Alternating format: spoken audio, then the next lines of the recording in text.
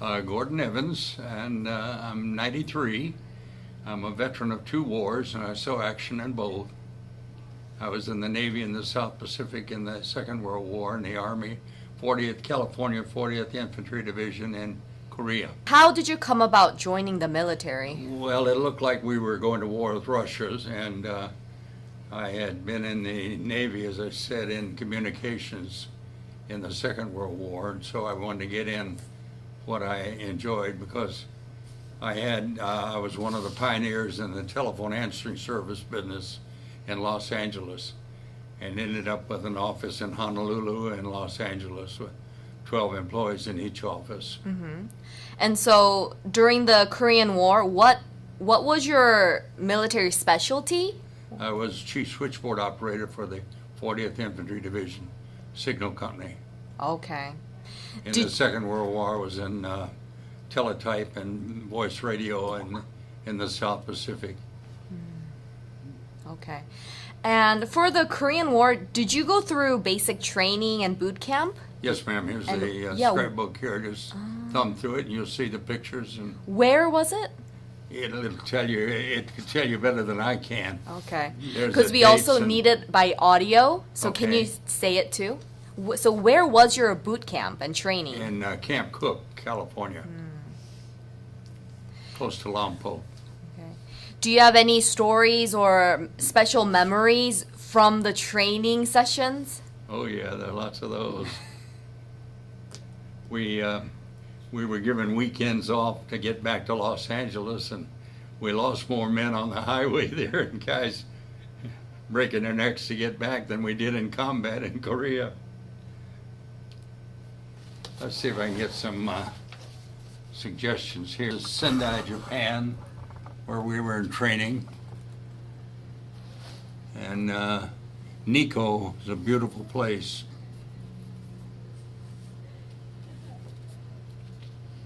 And we saw some veterans, Japanese veterans, minus arms or legs outside the dining room there when we went in.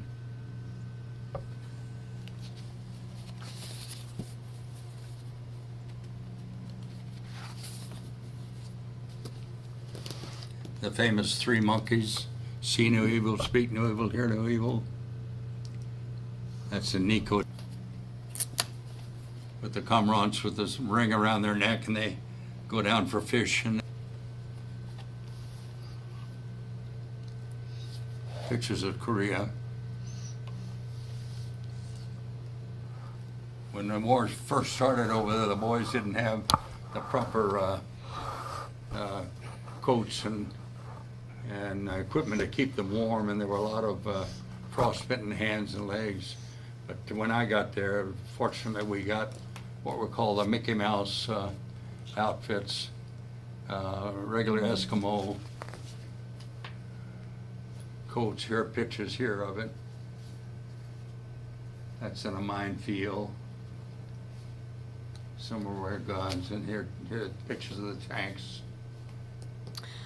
So when you first found out that you will be going to Korea, how did you feel? Well, I just got my business started, and I hated to leave it, but having served in the Second World War, I knew that we'd all be in it pretty soon, or that's what we thought, so I was resolved to it. And then when you arrived in Korea, where were you stationed? Close to the 38th parallel. The children are the ones that suffer the most in war. Here are some pictures of kids that we'd see beside the road. And is it with you there? Yes. I adopted one of them from my houseboy. There he is holding the mirror while I shave out of my... Wow.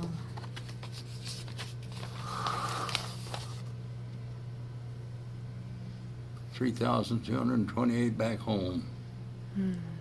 Discharged.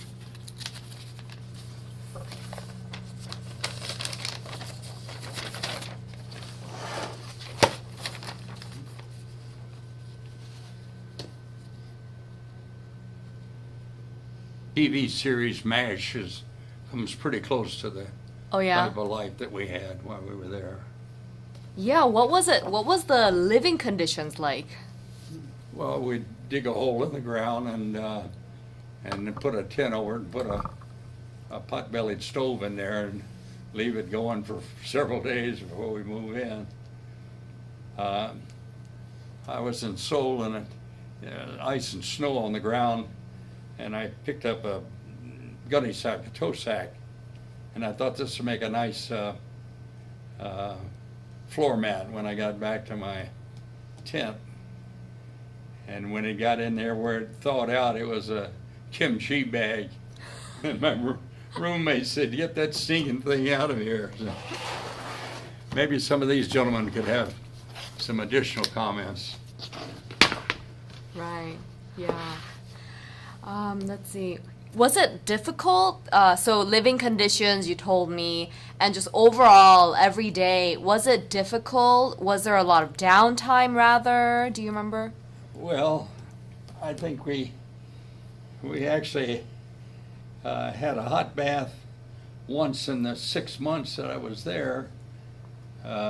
Tank car would come in and they put the hose in the top of the tent and run the hot water in, but by the time it hit the ground, it was ice. Wow. And then when we got ready to leave, we stood in line and were deliced. We were sprayed like animals before we got on the troop transport. And the troop transports in both wars was 3 or 4 swinging beds, you know, while we were at sea, while we were going over. But you have fun with your buddies, and we had one boy, Filipino boy, that brought his fighting rooster with him. He got all the way to the front with that damn chicken. When did you then rotate back home from Korea? Well, let's look at the dates. Here it is right here. May 26, 1952. Monday. Okay, it says right here, San Francisco News. I see. And what did you do then? Where? Well, I'd started my business before I left, Okay. telephone answering service, and I came back and opened a branch office on Hollywood Boulevard, and then 1 year after I started there, I opened a branch office in Honolulu, and I was in business there for 50 years. It started before statehood, so I watched Hawaii grow. It exploded. What was your, so going back to when you were in Korea, what was your opinion of Korea and maybe the Koreans, if you had interaction with the people there? I found them very nice. Of course, we didn't speak the same language, so we couldn't go into detail, but I was very pleased with them. Did you interact also with any of the Korean soldiers like Katusa? Do you know? Well, you know, the peace talks were going on in Panmunjom, and it was off and on all the time, so we didn't have a chance to get very close to them. At the close of the Second World War, we had a chance to get to know the Japanese boys and trade with them. And I have pictures in another scrapbook of that war. Anything that you feel you learned from them? What I learned from Korea? Well, just grateful that we didn't have to go through what they went through to preserve their country. We were better off, that's for sure.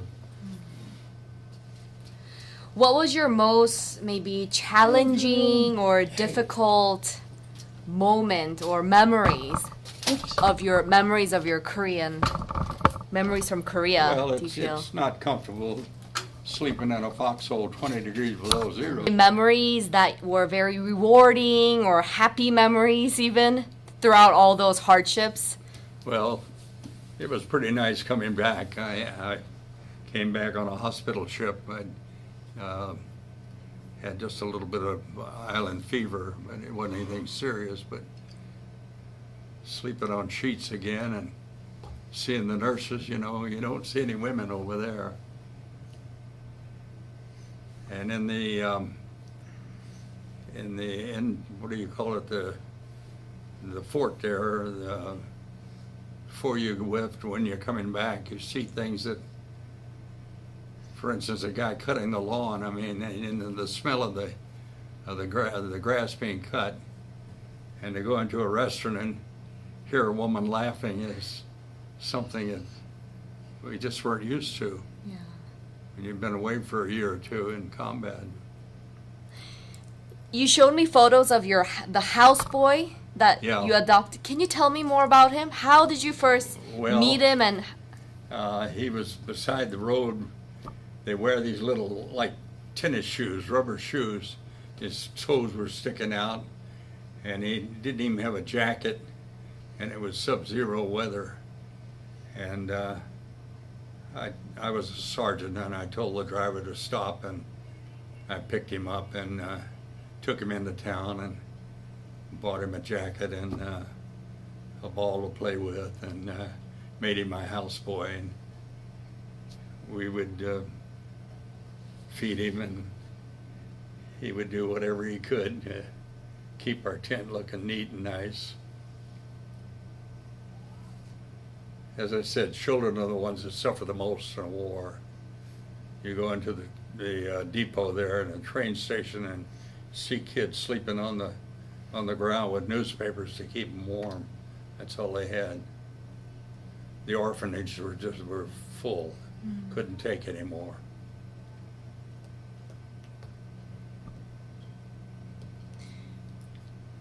Be marching down the street, and a kid would come up with a knife and at the last guy and cut his duffel bag and steal the things out of the duffel bag. They were pretty desperate.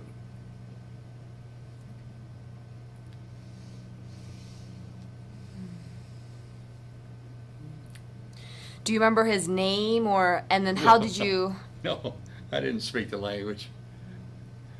I think it was Kim. how long did he stay with you? For the full time that I was there.